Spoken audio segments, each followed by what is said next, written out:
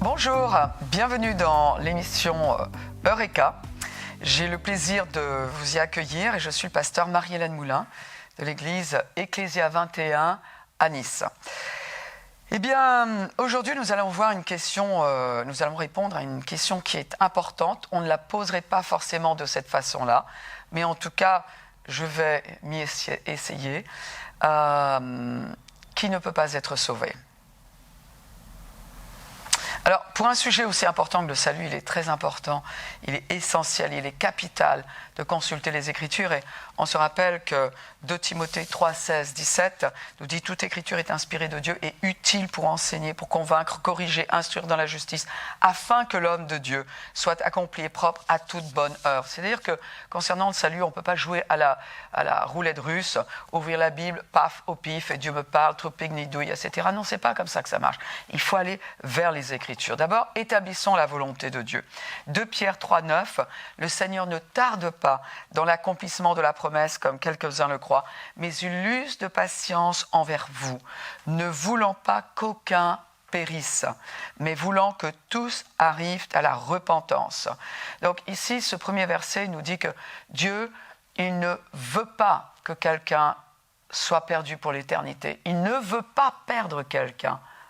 Donc ça, c'est important que cette base-là soit posée. Jean 3, 16, car Dieu a tant aimé le monde. Qui est dans le monde ? Tous ceux qui respirent, tous ceux qui passent par cette terre. Car Dieu a tant aimé le monde qu'il a donné son Fils unique afin que quiconque croit en lui ne périsse point, on y est encore, ne soit pas perdu pour l'éternité, ne soit pas séparé de lui pour l'éternité, mais qu'il ait la vie éternelle. Donc la volonté de Dieu, on ne peut pas juste dire « il me semble que ». Concernant la vie éternelle, le sujet est suffisamment important pour que l'on s'attarde sur les Écritures et que l'on dise « maintenant je comprends quoi. Dieu veut que nous soyons tous sauvés. Il le veut. » Maintenant, cela implique qu'il le veut, mais est-ce que parce que Dieu le veut, tous seront nécessairement sauvés ? Non, on sait que tous ceux qui vont à l'église ne seront pas forcément sauvés. On se rappelle de ce passage de Matthieu chapitre 7, 21-23.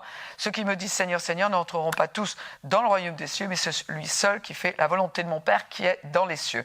Plusieurs me diront en ce jour-là, Seigneur, Seigneur, n'avons-nous pas prophétisé en ton nom ? N'avons-nous pas chassé des démons par ton nom ?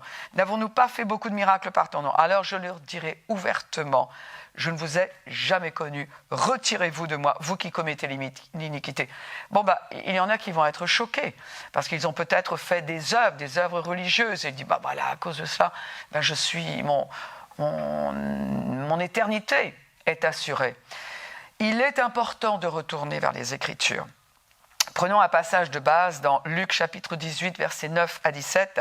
Il dit encore cette parabole en vue de certaines personnes se persuadant qu'elles étaient justes et ne faisant aucun cas des autres. 2 hommes montèrent au temple pour prier. L'un était pharisien et l'autre publicain. Le pharisien, debout, priait ainsi en lui-même. « Ô Dieu, je te rends grâce de ce que je ne suis pas comme le reste des hommes qui sont ravisseurs, injustes, c'est-à-dire des voleurs, injustes, adultères, même comme ce publicain.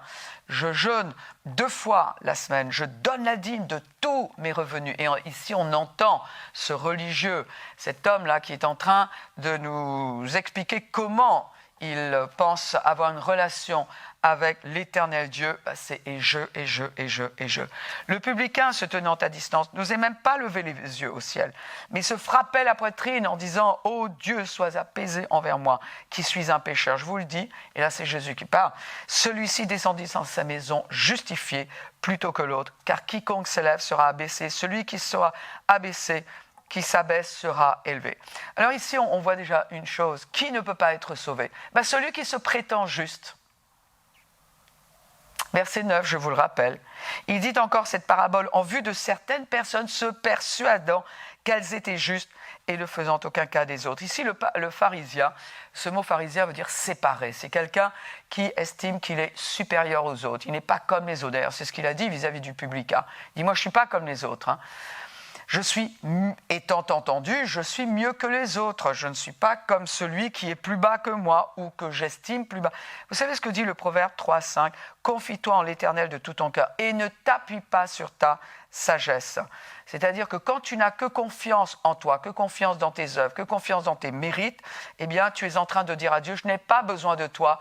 Moi, je vais te plaire suffisamment, je vais répondre suffisamment à tes exigences pour arriver à la justice, c'est-à-dire à être en règle avec toi.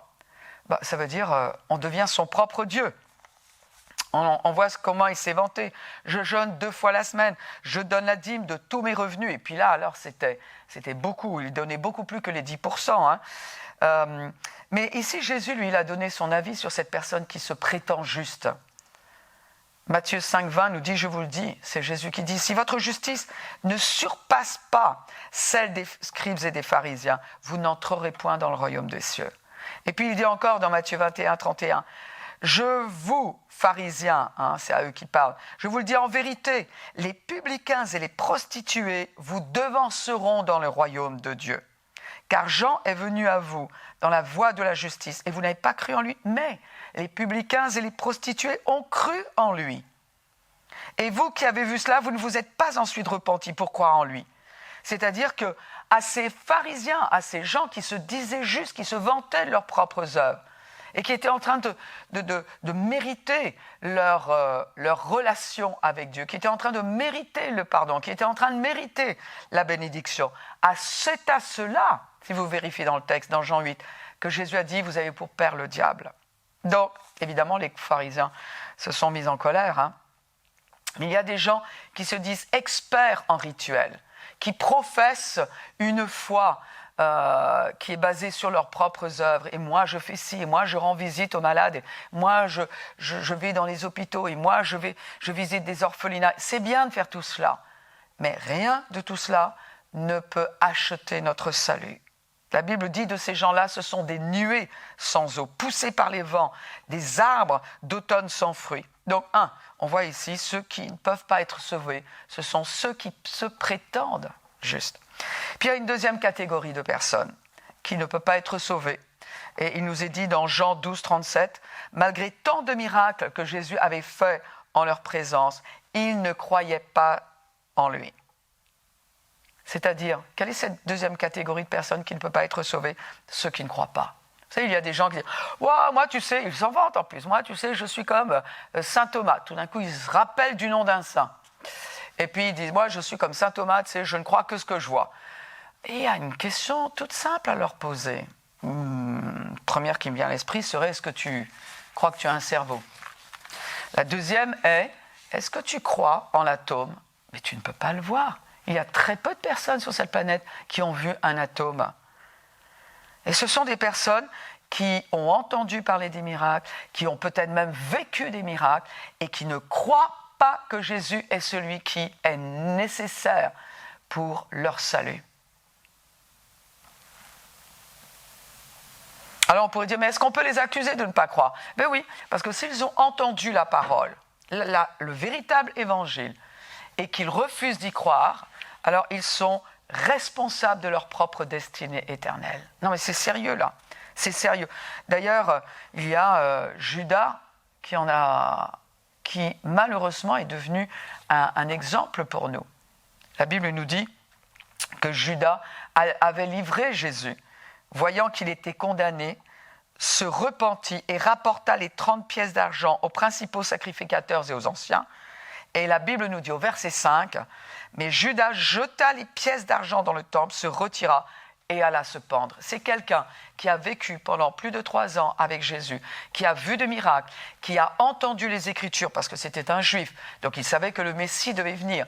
Et il savait, Jésus, pendant tout ce temps, avait dit qu'il devait donner sa vie, qu'il mourrait et qu'il ressusciterait le 3e jour. Il ne s'en est pas caché. Tout le temps, il est revenu aux Écritures de l'Ancien Testament. Judas a vécu les prodiges qui sont caractéristiques à la venue du royaume de Dieu sur terre, mais Judas s'est repenti de ce qu'il a fait, mais il n'a pas reçu le pardon. Il n'a pas accepté le Sauveur lui-même. Et la Bible nous dit, il alla se pendre. Mais quelle tristesse! Judas est quelqu'un qui n'a pas pu recevoir la grâce. Puis donc il y a cette catégorie de personnes, celui qui se prétend juste, celui qui ne croit pas. Une autre catégorie de personnes, c'est celui qui croit qu'on peut accéder au salut par une autre voie. Vous savez, cette chanson-là, alors bon, les plus jeunes ne s'en rappellent pas, mais ceux qui ont des cheveux gris comme les miens, Paul Naref, vous vous rappelez de cette chanson-là ? Nous irons tous au paradis. L'air est absolument charmant, la mélodie est joyeuse. Nous irons tous au paradis. On ira. C'est mignon. Puis encore, il y a cette autre phrase qu'on entend ici et là. Tous les chemins mènent à Rome. Bah oui, ils mènent à Rome, mais est-ce qu'ils mènent au trône de Dieu ? C'est bien Rome. Mais d'après les Écritures, parce que nous retournons aux Écritures, Jean 5, 39, 40, vous sondez les Écritures parce que vous pensez avoir en elles la vie éternelle. Ce sont elles qui rendent témoignage de moi et vous ne voulez pas venir à moi pour avoir la vie. Jésus a dit, je suis la porte. Jésus a dit aussi, je suis le chemin, la vérité, la vie. Nul ne vient au Père que par moi. Acte 4 nous dit, il n'y a de salut en aucun autre nom. Le nom de Jésus. Non, il n'y a pas plusieurs voies qui mènent au trône de Dieu, qui mènent à la réconciliation. C'est le nom de ce chemin, nous le connaissons, c'est Jésus. Le nom de cette vérité, pas une des vérités, la vérité, c'est Jésus. Alors voilà, je viens de vous donner 3 exemples de personnes qui ne peuvent pas être sauvées malgré la volonté de Dieu de nous voir tous sauvés. Maintenant, je vous mets devant votre choix à vous. Je n'ai pas fini, il y a encore d'autres cas de personnes qui ne peuvent pas être sauvées. Écoutez, donnons-nous rendez-vous pour une prochaine émission et je vous ferai connaître la suite. Maintenant, la question est, vous, est-ce que vous voulez accepter Jésus-Christ ? Parce que c'est le moment maintenant. C'est le moment. Je suis venu vers vous au nom du Seigneur. Maintenant, à vous de le recevoir. Acceptez-le dans votre vie, recevez le pardon des péchés, soyez transformés par la puissance de Dieu.